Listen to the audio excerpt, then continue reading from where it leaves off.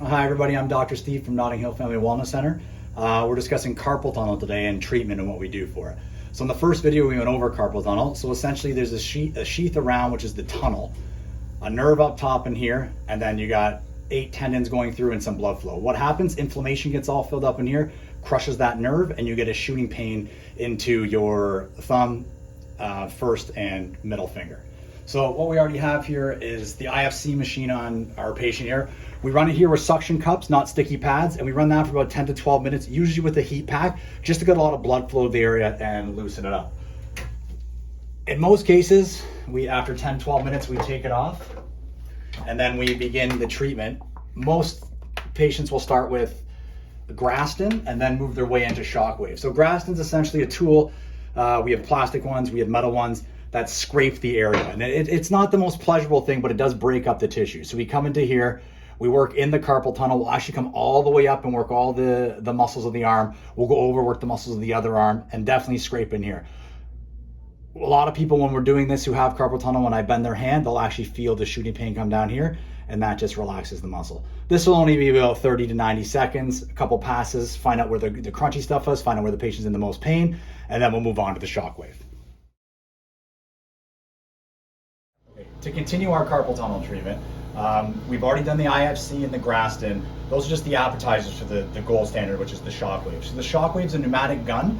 There's no shocking involved with it. It's a bullet in a tube that hits back and forth. You turn it on and it vibrates against your skin like that. Breaks up scar tissue, gets a lot of blood flow there. Really, really, really good for carpal tunnel. So what we do with the patient, we start in the arm, and we'll hit him in the forearm and then come down and we'll go right into the carpal tunnel. We'll play with the intensity where that it's uncomfortable, enough that you're saying ow, but not enough that you want it to go out your arm.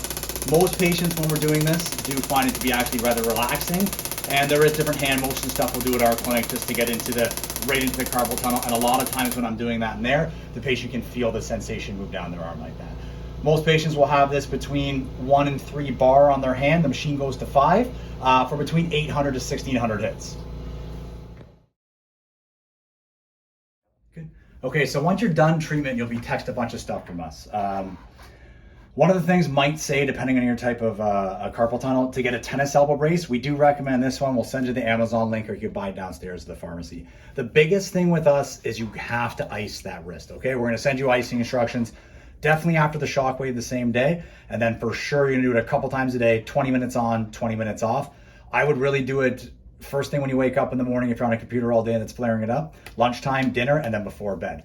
When you go to bed, what we're gonna recommend is on your damaged arm, you're going to wear a night splint. This was the gold standard basically before Shockwave came around. And what that does, it just prevents your wrist from falling in and crushing that tunnel. So you're gonna sleep with this on every night. Don't really do your computer stuff with it.